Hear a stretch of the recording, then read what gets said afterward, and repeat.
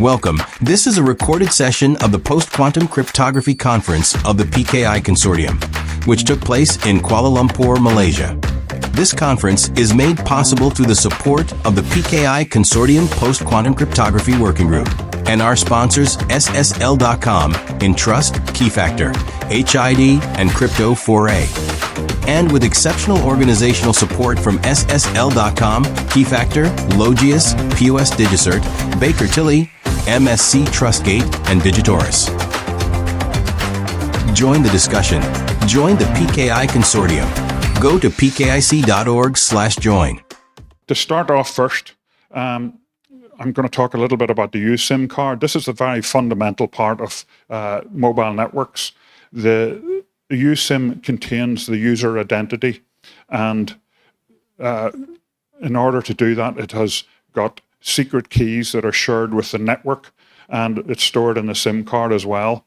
And it's securely stored, so it never comes out of the network. Sorry, never comes out of the SIM card, and so therefore can never be sort of shared.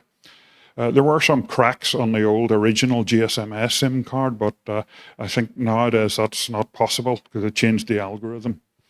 Nowadays we've also got eSIMs. These are downloadable from the network, and the interesting part of that is whenever you switch your phone on and you're using an eSIM or going to use an eSIM, we have to use public key encryption in order to download the SIM card, the eSIM, securely. So the reason why you want eSIMs is because in the world, for example, the Philippines is hundreds of islands, Malaysia, 800 islands, Indonesia, over thousands. So the logistics of sharing SIM cards, physical SIM cards, is quite complicated. So it's much easier to do this. So eSIMs are very popular. A little bit about the differences between 4G and 5G. So in 4G, the core network components, the network elements, are typically separate boxes bought from different vendors and each with a particular application. They're controlled by the vendors, and the traffic goes through well-defined paths. 5G was designed to be virtualized. So these functions were now going to be put in the cloud. And the benefit of that is you can scale it up because the virtualized software can be tuned to increase the capacity. You can increase the speed and so on, and increase the size of your network, or depending where the traffic is, drive the traffic through particular locations in your network through the software. So for example, if you have a particular box, once it reaches capacity, then you need a new box. But if it's a virtualized software function, you can just replicate it and run more of them very easily. So this is why we're moving towards the network virtualization. It's much, much more flexible. But the downside of that is it makes for a wider attack surface. Vulnerabilities are much more. But we'll come on to that a little bit.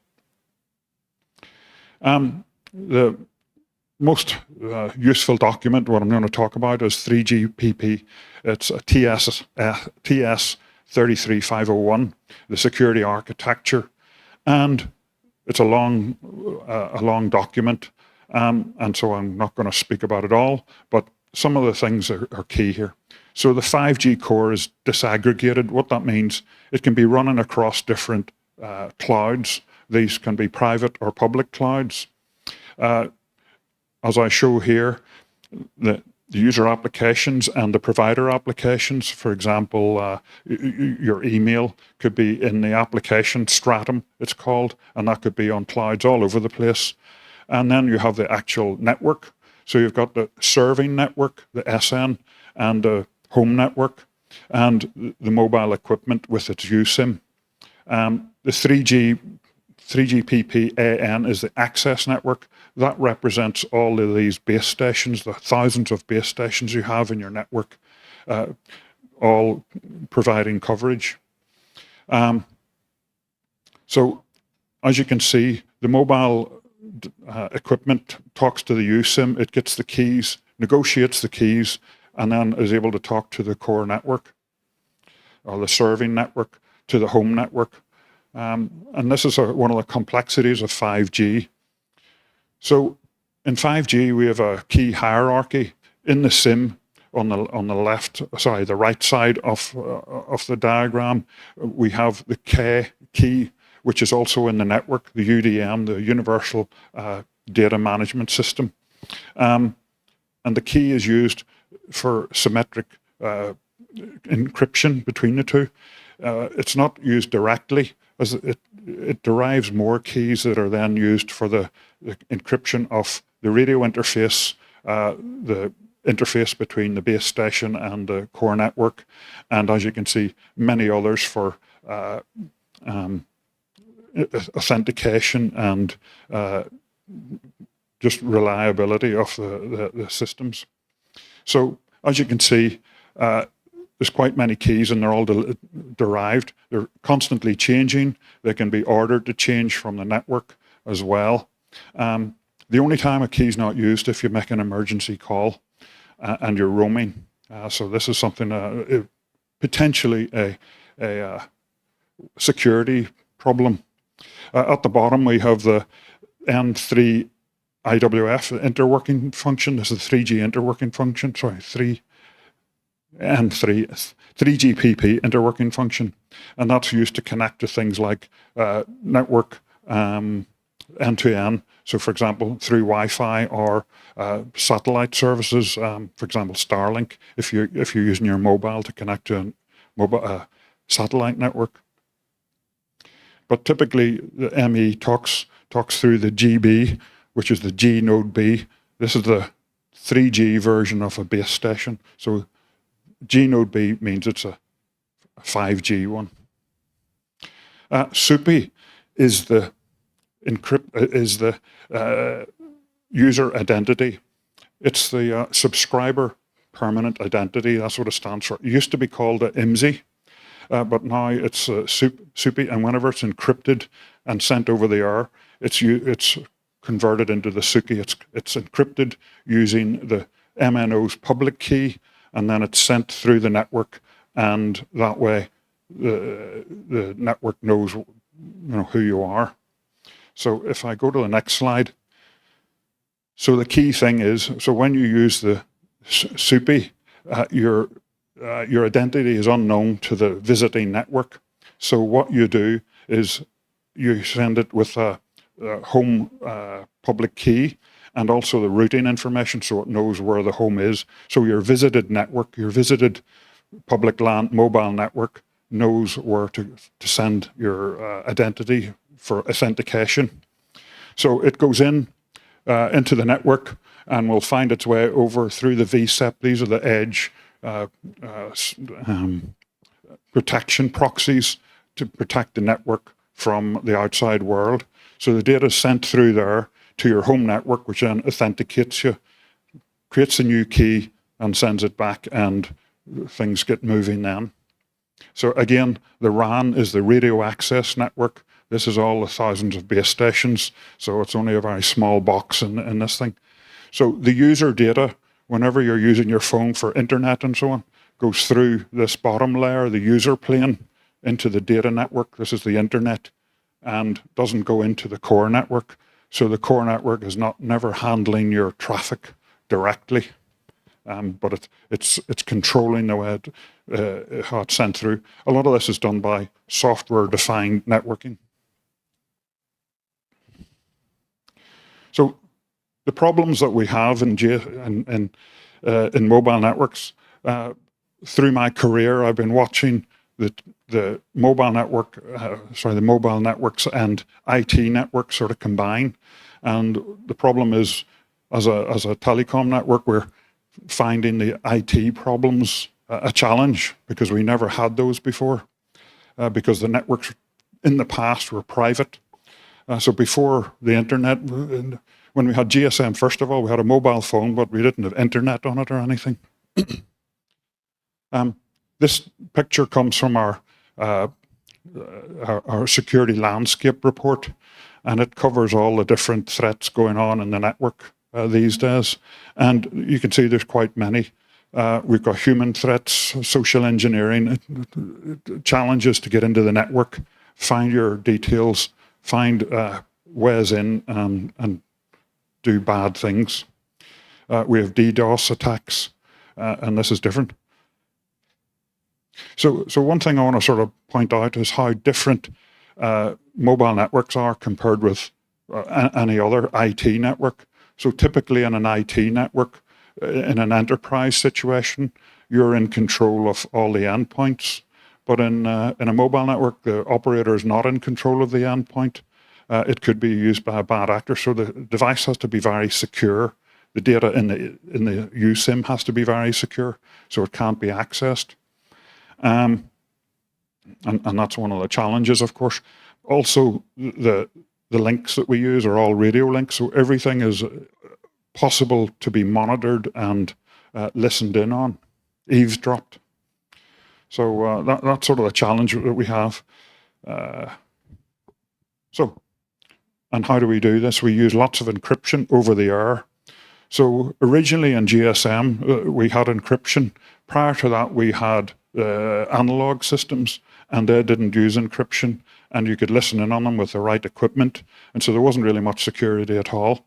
But then when GSM came, it tried to emulate the same security as a landline, which isn't very secure either, but at least you have to climb up a pole and put crocodile clips on a cable. And so it was somewhat more of a challenge. So it wasn't meant to be super difficult encryption. It's not military-grade encryption, but just made it difficult. But as time has gone on, that has improved and realized how important it is to have proper encryption and security and identity protection. And I'll come on that in a moment. But in 4G, the identity, the user identity, the IMSI or SUPI is sent in clear. But on 5G, it's always encrypted. And this is one of the key important aspects of 5G network. Going down the list, just vulnerability risks. This is, again, legacy flaws because we can down convert in encryption to 2G levels. And similarly with 5G to some extent. So that hasn't gone away. But I'll come back to the user impact. Encryption downgrade. This is what happens in SMS blasters. These are boxes that can be acquired, and they can be used to broadcast SMS messages en masse, tens of thousands. Just recently, a Chinese student was jailed in the UK for sending hundreds of thousands of messages, driving around or transmitting thousands of SMSs. What's in the SMS is typically some sort of risky link. For example, something saying like your bank account needs to be authenticated, log in here to make sure that we can block the thing, but it's actually a scam. So this is one of the reasons they do it, because if they were going through the real network, they would be tracked and they would be known as a problem. They're very difficult to detect because they work on the same frequencies as a base station does. So the mobile network has no facility to listen on its downlink signal, the base to mobile signal. So it's very hard to detect. Extremely difficult to detect. Sometimes the only way is to drive around and see if you can identify fake base stations because they know they're not one of your own. So quickly how it works. This is the mobile in the middle and time going down. And as you get near the fake base station, it intercepts your signal and you connect to that. Your phone connects to it thinking it's a real base station. Of course, 4G, 5G has authentication and the authentication will fail. So the base station says downgrade to 2G then, something wrong. And so you downgrade to 2G, but before the encryption gets switched on, there's a moment in the standards where it's able to send you a message, because an SMS is a signaling message. It's not user playing traffic actually, and so it gets sent to the mobile and pops up on your phone, and then once that's done, the SMS blaster can release you back to the real network. So this is one of the techniques we have of finding these things: is we find phones reattaching to the network for no reason. This is where so where did the message come from? So the messages aren't sent through the network. They're sent from this fake base station. There's no records in the network of this message ever sent because it's never been through the network. So, for example, I believe here and in other countries like Philippines, they block messages with with links in. So if you ever get a message with a link in, you know it didn't come through the network because those are all blocked. So this is the telltale sign. Don't click on them. And these things are readily available. In fact, this is what they look like. And this firm has very many combinations of them. But they're probably illegal in virtually everywhere, I should imagine. So what do they do once they have that? If you have the IMSI, then you can use SS7 hacks to track the user. So again, the people who know about this stuff have access to these SS7 global titles. Global titles in the SS7 network predates the internet, and this is used by the mobile networks to do the signaling. So when you're roaming to a new country, the messages back and forward to your old home network go over the SS7 network. The problem is that this isn't encrypted, and we talk about PKI and all, but this is 50-year-old technology. And so it's still sent in clear. So what has happened now, the mobile operators have to put signaling firewalls in place to inspect these messages that come in case they're dangerous. For example, we try to track, if we know your IMSI, we can track you. We can send a message to your home network saying, where are you? And it will give us a pointer. And this is used for routing calls, but you can be used to track people and see where they are. So these are the serious flaws. And in the beginning of the SS7 network, these were all used by public telephone networks. They were all trustworthy, and now they're not, because this goes over the internet, so people can insert messages in to the SS7 signaling network. But also we have companies that lease their global titles. These are like the IP addresses in the SS7 network, and they're used to send and receive these messages. Typically, they're used for bulk SMS sending. So, for example, marketing SMSs that we all hate are also one-time passwords from your bank sometimes come this method.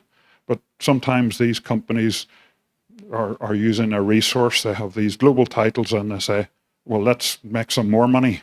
And so you get this spy firm opportunity. Little bit about our post-quantum telco task force. So GSMA is working on this as well, and this is to raise awareness of the quantum threat, the quantum era from after these computers. Many other speakers spoke about this, but this is specific to the mobile industry because we have so many keys and encryptions and systems that really rely on this stuff. So I'll just skip by this one.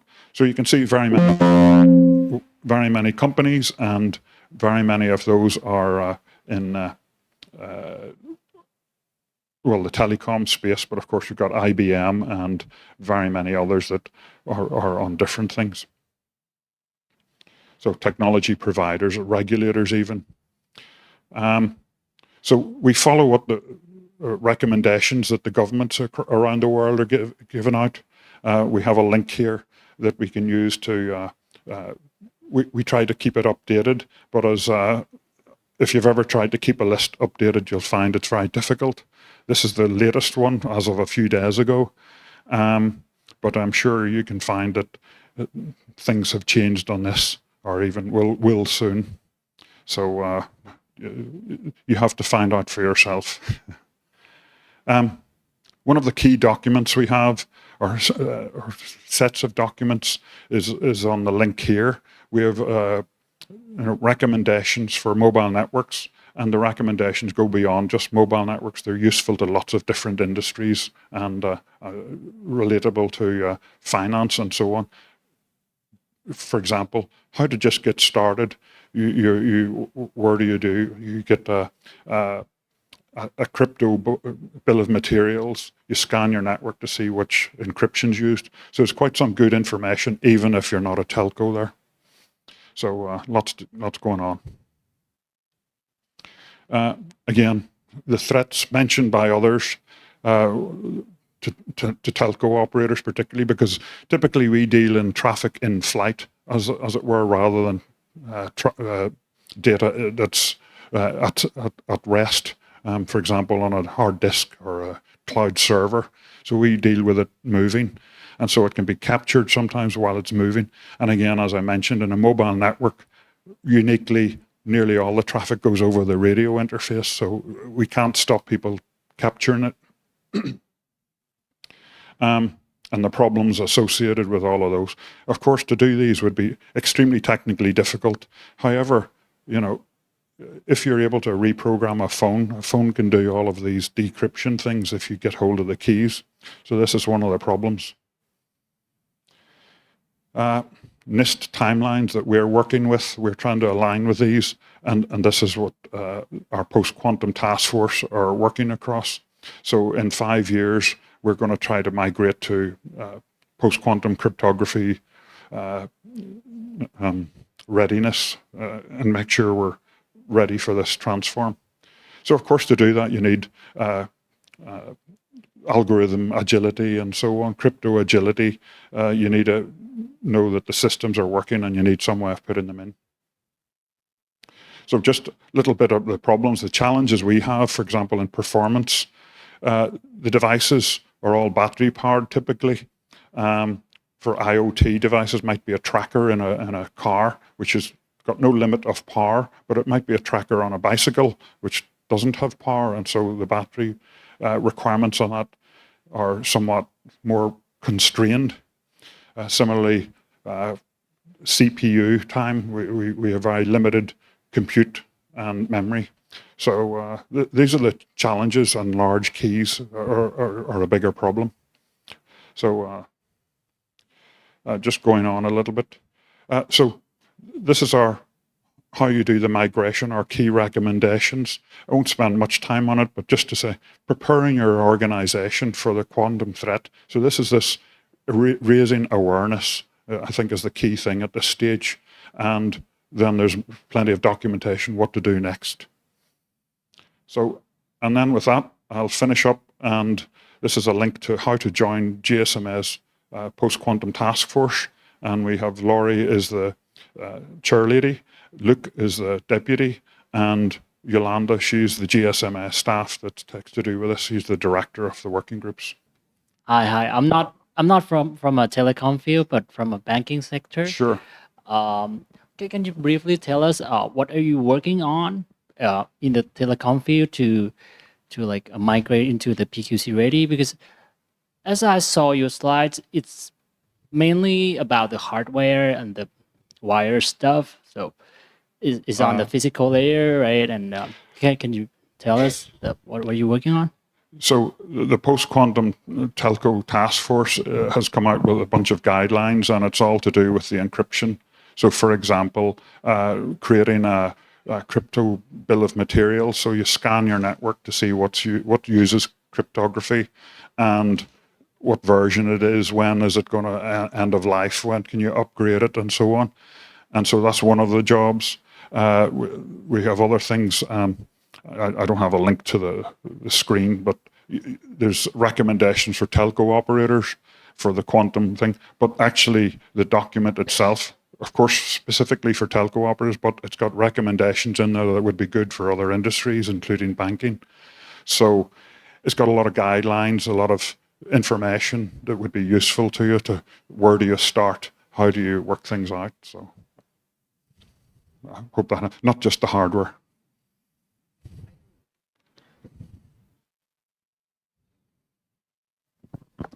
Yeah, thank you. I'm from Standard Chartered Bank. I'm from financial sector.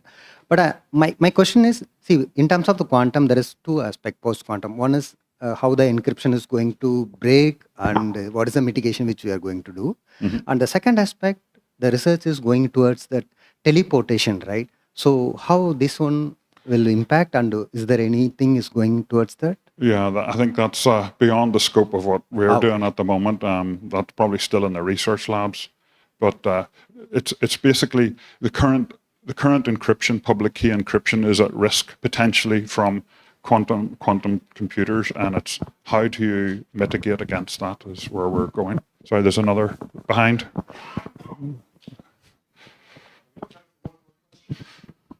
Okay.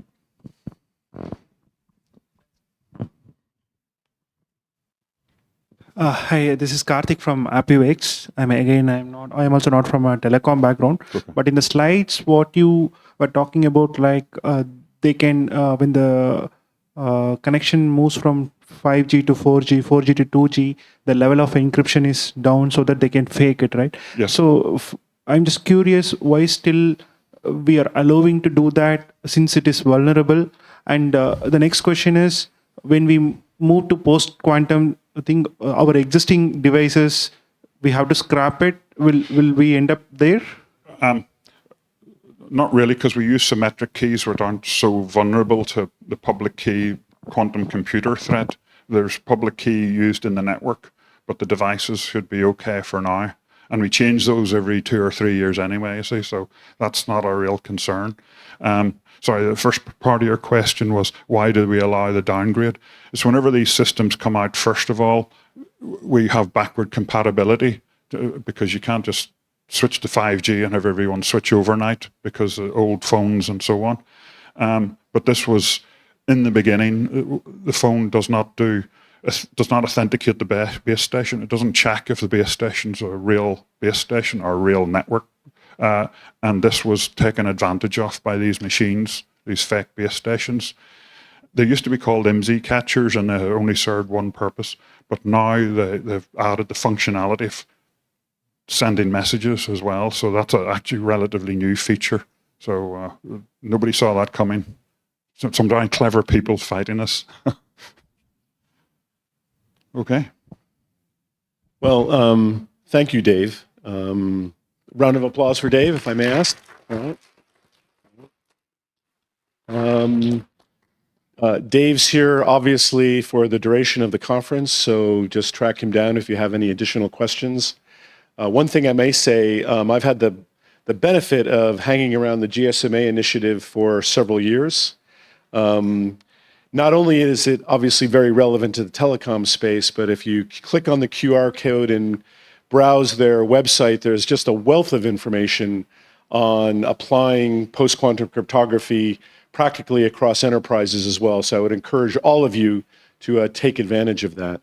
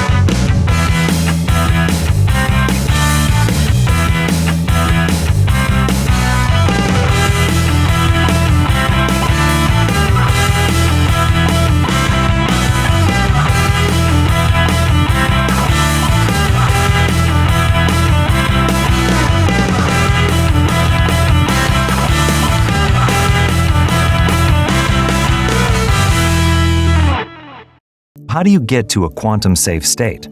That depends on the current state of your digital security infrastructure, as well as your level of visibility, control, and automation over those systems. Check your level of preparedness with the Entrust Post-Quantum Readiness Assessment.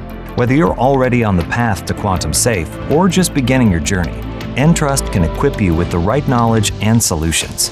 There are many paths to a quantum-safe future. Secure yours by taking the Entrust Post-Quantum Readiness Assessment today.